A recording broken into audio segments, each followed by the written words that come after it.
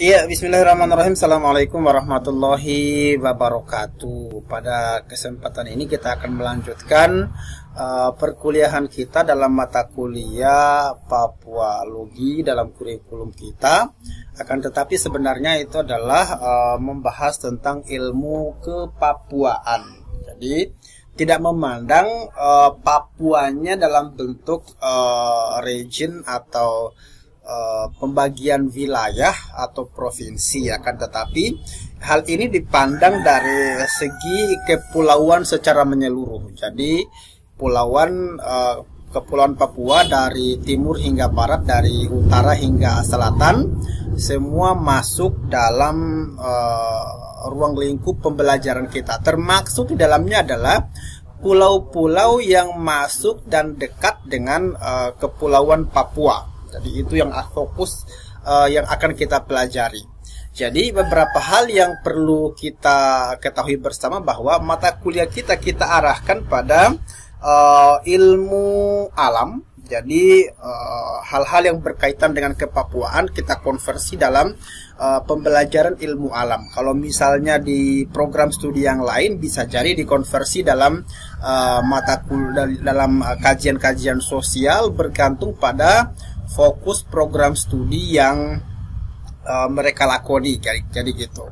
Jadi pertama karena kita akan fokus di alamnya, bahwa alam itu dianggap sebagai tempat hidup manusia, di mana misalnya dalam manusia itu melekat budaya, akan tetapi budaya tidak bisa berdiri sendiri. Apalagi misalnya kita bicara Papua, itu budayanya yang melekat pada alam, karena hidup manusianya bersentuhan langsung dengan alam. Adaptasi masyarakat ya, terhadap lingkungan ini nanti bisa kita lihat dalam bentuk misalnya mata pencaharian. Mereka bekerja dalam hal apa, kemudian menemukan makanan dalam bentuk apa. Jadi muncullah misalnya adaptasi atau misalnya interaksi antara manusia dengan lingkungan itu terlihat misalnya pertama dari mata pencahariannya. Misalnya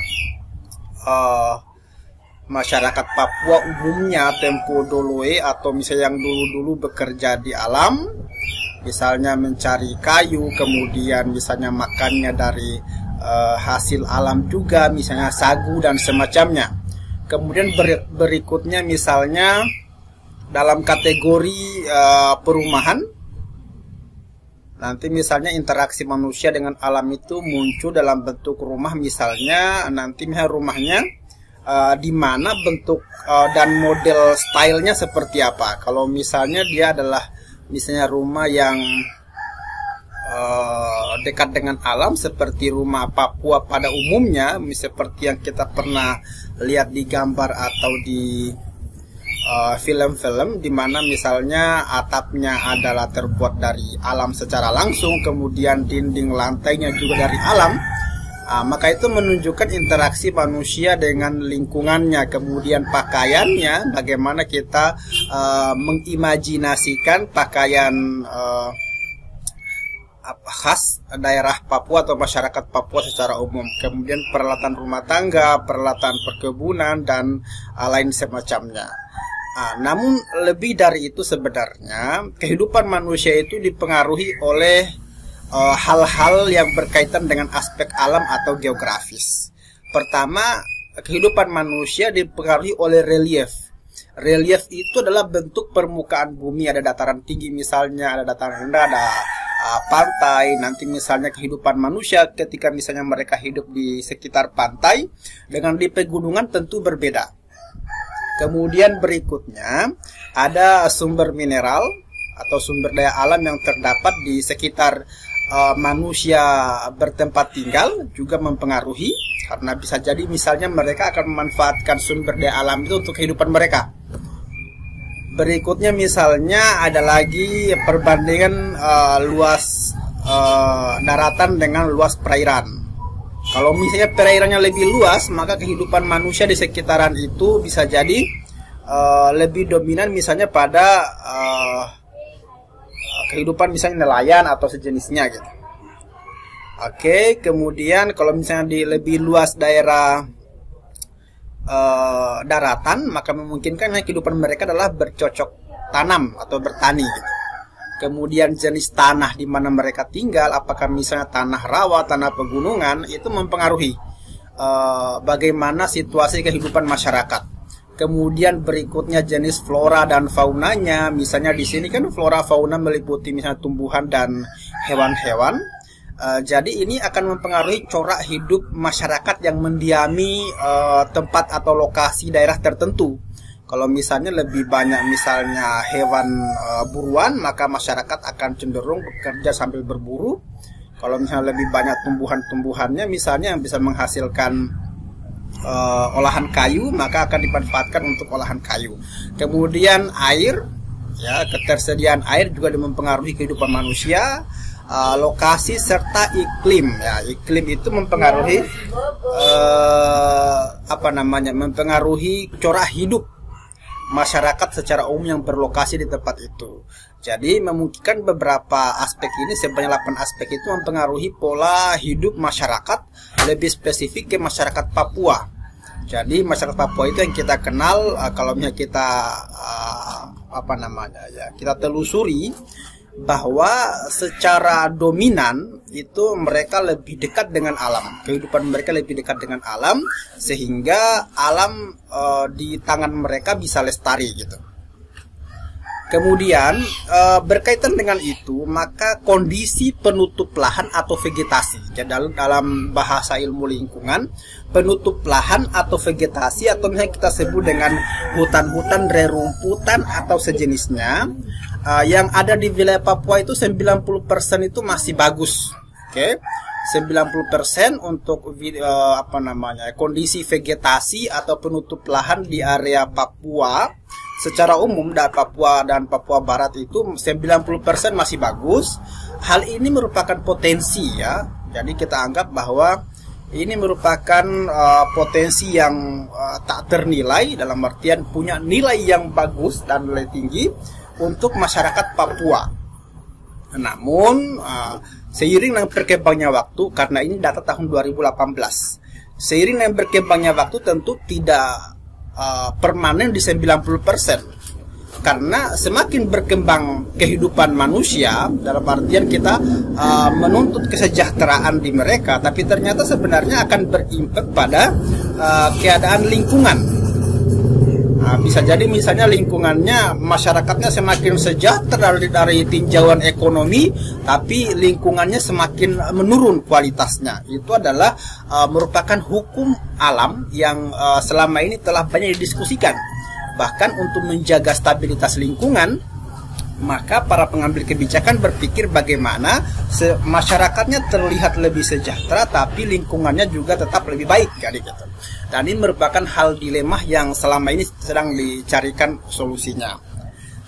Jadi dalam rangka menjaga fungsi lingkungan itu, maka hutan sebagai sistem penyangga kehidupan harus dipertahankan sesuai dengan Undang-Undang Nomor 41 Tahun 99 tentang Kehutanan, di mana dikatakan bahwa ekosistem hutan merupakan salah satu ekosistem yang menyediakan 4 tipe jasa lingkungan.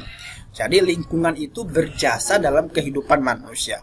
Ada namanya jasa penyedia atau provisioning, meliputi lingkungan itu menyediakan kita air, menyediakan kita pangan atau makanan, menyediakan kita serat, kemudian menyediakan bahan bakar, kemudian menyediakan sumber daya genetik. Jadi lingkungan menyediakan beragam hal untuk kita, sehingga kita bisa manfaatkan. Itu yang disebut dengan jasa penyedia atau provisioning.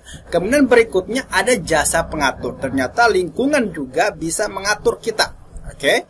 Misalnya antara lain pengaturan air, iklim, kemudian jadi misalnya iklim itu tidak bisa dikendalikan oleh manusia.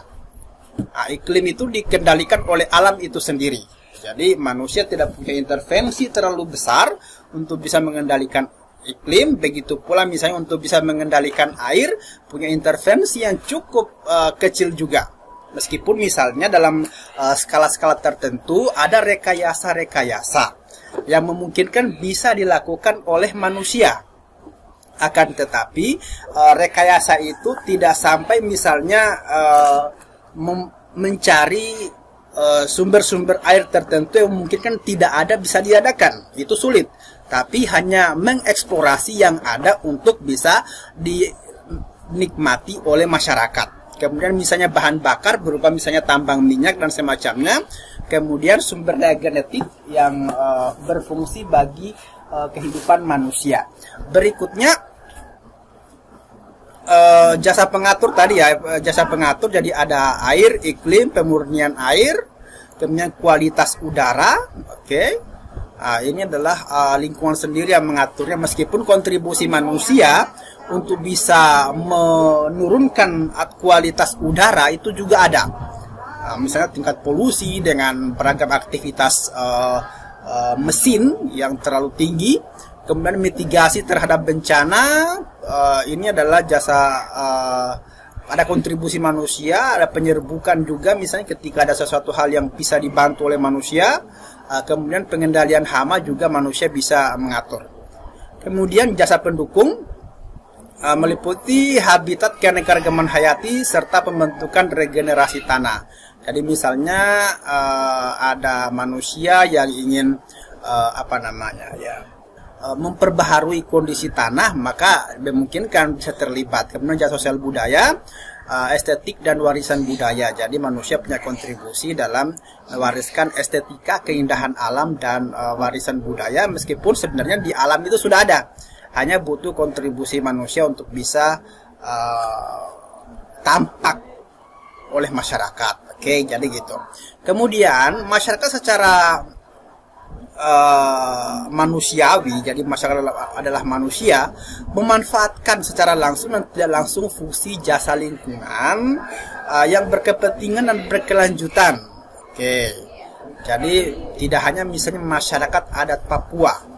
Jadi semua masyarakat yang berinteraksi langsung dengan lingkungan alam Papua itu berhak menjaga kestabilan lingkungan. Jadi meskipun misalnya ada masyarakat pendatang yang memang bukan masyarakat adat Papua, tapi bertanggung jawab untuk menjaga keberlanjutan kebaikan lingkungan di area Papua. Jadi siapapun itu, akan tetapi sebenarnya masyarakat adat Papua sebagai individu yang telah lama berdomisili di area itu tentu memiliki pemahaman yang mendalam tentang lingkungannya itu sendiri. Masyarakat adat telah mendiami hutan selama ratusan tahun. Mereka memiliki anggapan bahwa hutan itu, kalau di tanah Papua dikatakan hutan itu sebagai mama atau ibu mereka yang memberikan susunya. Artinya adalah di sana terletak sumber kehidupan. Oke, meskipun demikian kepemilikan tanah atau lahan beberapa tanah masyarakat terbagi menjadi dua, yaitu sistem komunal dan individual. Kepemilikan tanah pada masyarakat Papua adalah komunal dalam pengambilan manfaat, diatur berdasarkan kesepakatan. Jadi ada sistem kesepakatan yang dibangun oleh masyarakat internal Papua bahwa ada hal-hal yang dilarang, ada hal-hal yang diperbolehkan. Berkaitan dengan itu, itulah yang dimaksud dengan lahan itu dikelola secara komunal. Sehingga dengan demikian pemanfaatan sumber daya alamnya juga dilakukan demikian. Akan tetapi seiring dengan berkembangnya tuntutan kehidupan, maka sistem kepemilikan lahan berbasis individual itu juga semakin berkembang. Oke. Untuk hal-hal lebih lanjut mengenai ini kita akan lanjutkan kembali setelah ini.